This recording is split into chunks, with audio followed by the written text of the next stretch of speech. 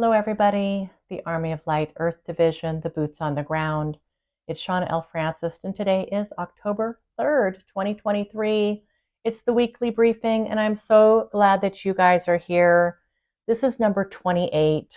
It's the 28th weekly briefing, and I just want to do a shout out to everybody who is sticking this out with me for the last few years through all the Queen Elizabeth channelings, the weekly briefings, the daily ascension updates. This has been one heck of a journey. And it just continues, right? We're doing our thing and it's amazing. And this process has been tolerable because of you and all your support. So again, just thank you, team, from the bottom of my heart for you being here and watching these videos. I know that there is so much out there that's competing for your attention.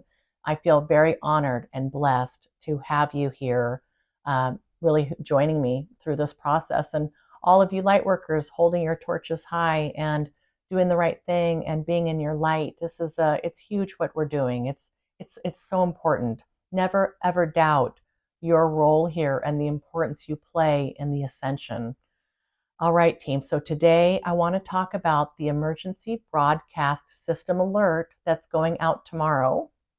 I asked Melchizedek about this today, and I've got a beautiful channeling from them and some affirmations that we can state. And then I'm also going to read one of the latest excerpts from the book where Melchizedek really used some hard-hitting language around the negative reptilian subjugation here. It's incredible that this is going to be coming out. I'm very excited for it. All right, so I'll get into this emergency broadcast system. Okay, so it's been brought to my attention that there are claims being made by some very popular people in our space that this tone that's going to go out over all the airwaves tomorrow as part of this international alert is going to enact nanoparticles in our bodies. If you've had the VAX, or maybe even if you haven't, but as some means of control over humanity, I'll have to say, like, this didn't resonate with me from the very beginning, but I know some of you are concerned about this and you're asking. So I do have some good news, I think, through Melchizedek about this. So I'm going to read this. And you can follow along here with these affirmations as well. I said, could you please address this? And they said, yes, Shawna, we would be delighted. And Melchizedek said here, this is yet another posit of ideas born in the lower strata, lower density based in uncertainty, confusion, and fear. We can understand how a claim such as this could be born in humanity's current moment. This is the world waking up. This is the world feeling a bit unsteady on its feet. This is the world acclimating to higher vibrational frequencies. And quite frankly, this has the capacity to knock people off balance. It's a bit of shaky ground beneath you as you cope with the lifting field of which you are all a part. We will use this metaphor. It's as if you've all been listening to the same tune, to the same song for a long time. You understand how to dance to this song, to this music, how to move. But now the music is changing. The rhythm is changing. The song is evolving.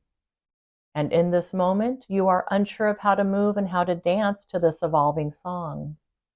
It feels a bit clunky and off balance until you get your new rhythm as you acclimate to the new song. The information pouring onto the planet in tandem with the influx of higher vibrational frequencies is at once raising consciousness and dislodging old belief systems. This is a species in transition, and acclimation is required. The signal that is planned to be broadcast tomorrow is not the enemy here. It is your own insecurities about this moment that you stand in. A moment that represents change and transition. We wish to help lift the field and transmute this fear for those who are able and willing. please repeat after us. In this moment, I recognize the truth of a world in change. I recognize that change can be challenging on many levels, not the least of which is the fear that may be present for a monumental change such as this. I recognize that this fear may be outpictured in numerous ways throughout this journey, not only within myself, but within the collective. Therefore, in this moment, I make this claim. I am loved and supported beyond what I am able to comprehend with the mind, with the small self. I walk this path with the deep recognition that while this represents a great change for myself and for humanity as a whole, that I am infinitely loved, infinitely supported, and infinitely guided along this new path. The greatest thing I can do to support myself in this transition is to put aside fear in this moment. My choice is to not align to fear of others, fear of the unknown, fear of leadership, fear of change, but instead to trust in a much greater presence, a much more powerful alignment to the source of all things, to divinity itself, and all the love that encompasses this choice. The action of fear is to create more fear. I release my alignment to fear and all the suffering that accompanies fear. Allow me to be the beacon, holding the torch of freedom and sovereignty up high for all to behold. I choose to not participate at the densest levels of fear because I understand how fear distorts and controls reality and pushes me further away from the truth of who and what I am. And finally, they say here, I am word through these intentions, word, I am word. So that final invocation is what they started the whole series with Paul Selig. Their books, I Am the Word, was their first book that they channeled through Paul. I am word through these intentions, word, I am word. So just really allow your field to be changed by these words. Feel the lifting happening. Feel the clearing. Feel the relief of this if you have been a little bit concerned or in fear about this broadcast tomorrow. I think we're going to be okay. I won't be turning off my devices. I'm going to go about my day as I normally would. I really think we'll be okay. That's my opinion on it. And I think Melchizedek here is confirming that as well. Okay, so that's that. I want to switch gears now, and I want to read through this excerpt from the book where they give some very plain, straight talk language about the negative reptilian influence here. They also hint at a second book, which I'm thrilled. I would be thrilled if this could be a series. If I spent the rest of my life channeling books for Melchizedek, I'd be so happy. So I want to get into this, and it's about 1,100 words, so there's quite a bit here, but I really am excited to share this with you, and I do feel like I feel like the book's going to be intense, I don't ever want to take for granted all of this incredible support that you provide me when it comes to the negative reptilian stuff. And I know that many of you, before even landing on my channel and figuring out, what I'm talking about here, was already very much familiar with the negative reptilian influence here. But I think really the book is going to be targeting folks who are not so familiar with this. And I think it's going to be a lot to swallow for folks. But with that being said, Melchizedek, they're doing a beautiful job of kind of giving these, disclosing this information in bite-sized chunks that I think will be easier to digest for folks. All right. All right. So I'm going to get into this here. Getting over a chest cold. Been quite annoying, but I'm almost done with it. All right. Where we plan to take you next, few have ventured to go before.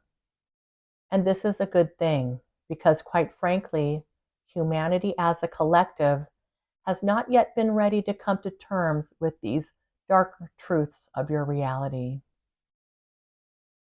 And when we say reality, we are talking about the everyday, live your life reality that consumes nearly every human on this planet. Dear ones, please believe us when we say that this reality that you find yourselves in this moment is a prefabrication, a grand illusion, a great facade in order to serve the purposes of these dark forces. We understand that the knee-jerk reaction to hearing or reading such a statement would be that this is absurd. There's no way that this can be true. This woman has really lost her marbles. I feel sorry for her that she has to live in such a poor reality. And while this may seem to be a poor reality, a reality that is not grounded in truth, we assure you, friends, that Earth is a place under heavy manipulation from outside forces. Heavy manipulation, they repeat. The day has now come where there is just enough of a raised consciousness on a collective level whereby this kind of information, these incredible declarations, can not only be made, but may be considered by some of you. We're still in the very early phases of this kind of disclosure. While this approach may feel a bit harsh and even off-putting, we assure you also that there is a method to our madness, as they say. Offering straightforward language around this topic, we feel, will help the one consuming this information understand it to a greater degree. It's a utilitarian approach. It's a hard-hitting approach in order to cut through the detritus, the static, in one's field that may inhibit their ability to receive these messages. When we say negative reptilians, we're using phraseology that will be new to the vernacular used thus far for these kinds of teachings. As with any fully developed species, there is present a wide range of expression. The genome we speak of that forms the basis of the reptilian life form, the reptilian humanoid life form, expresses in many octaves. Indeed, there are many reptilian humanoids who are quite positive as it pertains to the light that is carried, the unity that is embodied, and the intention therein. And they continue here. On the opposite side of the spectrum, we have the negative reptilians, and we use this as a moniker for the part of the species who is subjugating humanity and beyond in this moment. It's the same negative reptilians who would wish to keep humanity under their auspicious control, regardless of humanity's choice to move beyond what has been known, beyond this oppression and into freedom. The raising of humanity's consciousness is the biggest threat to this regime. Excuse me. This book, and those that will follow, will help aid in the lifting of consciousness around the subject. Is there anything that could be more important than alerting humanity to the covert subjugation by an alien race who is exploiting the species of an entire planet for their own selfish personal gain? Could there be a topic more critical than this? They said. Even if you, as the reader, rejects 98% of what we've been speaking about, a seed has been planted. Awareness has been sparked. This is where it begins, as it must begin somewhere. All grand ideas that once challenged the accepted thinking of the time have been met with ridicule, consternation, and outright rejection. You'll see this throughout humanity's history. Friends, you find yourself in that situation today with this information coming forth. This represents a paradigm shift in humanity's consciousness. It is a critical precursor to the ascension that is, in fact, underway. For the ascension to continue to progress, that is, the vibratory rate of this realm and its ability to continually increase in frequency, is somewhat reliant upon humanity as a whole having conscious awareness of the box it's been placed within by this nefarious species. Okay, I'll take a pause right there. So for the ascension to really take a foothold and to continue to progress, we do need a conscious awareness around the negative reptilian subjugation on the planet. So these things kind of go hand in hand, and the Galactic Federation of Light has talked about this many times before. This raising of our consciousness through the awareness of what's been going on is going to help continue to raise the vibration here on the planet. We are lifting this out of the darkness, literally, figuratively, out of the darkness into the light where it can be transmuted. I mean, it's an incredible feat that we've taken on here. They continue here. You've all been in the box so long, you don't even recognize it as a container. It just feels very normal and natural, thus the lack of conscious awareness around it. And again, through texts such as this, awareness of the box is lifted, is raised. The walls of the box become part of one's consciousness, where it then may be seen and be known. And then decisions can be made about what to do about these walls, what to do about the container. It would be very difficult for humanity to deal with such an adversary without conscious awareness of who and what this adversary is and what's been going on just beyond the reaches of your awareness. Yeah, we can't really fight something we don't know about, right? We're spreading awareness of this. They say here, the lifting of consciousness and the raising of awareness of such a situation is critical in humanity finding its freedom. There's a declaration that is being made, and friends, it must be made to progress to the next level. The declaration of which we speak can be phrased in this way. I know who I am in truth. I know what I am in truth. And I know how I serve in truth. I am free. I am free. I am free. This declaration and knowing who and what someone is in truth is the most liberating act a person can make. And yes, this is about freedom. This is about sovereignty. So just a sidebar real quick. I know who I am in truth, what I am in truth, and how I serve in truth. They have used this for years through Paul Selig. It's just now starting to come through in the book that I'm channeling for them. So a lot of these affirmations, these declarations, these claims that in fact do raise the entire field of the collective when somebody invokes these affirmations is really becoming quite important to the phase that we're in. Excuse me, guys. I'm getting over this cold. We're almost done here. Hopefully I can power through this. This declaration and knowing who and what someone is. Sorry, I already said that. And the phase we find ourselves in today is about raising awareness of a force that was not born through humanity, that is not of planet Earth, with the means to contain and control your reality to a great degree. It would be very difficult to be free from an invisible enemy, an invisible perpetrator, especially when you don't even realize there is an enemy or a perpetrator. We're starting here, friends, at the basics.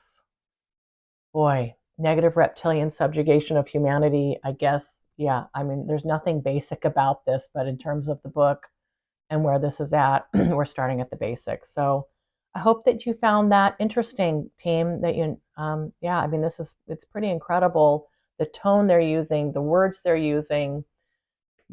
Yeah. Anyway, all right, my throat is tickling, so I'm gonna go. But again, thanks, team, for being here. How's everybody doing? Let me know. I'm feeling really quite lifted. I'm feeling quite good. Um, I'm here for you. If you'd like to do a one-on-one session, talk about what you've got going on in your worlds, please hit me up on my website through my contact form. I am getting ready to release a new newsletter. It should be this week.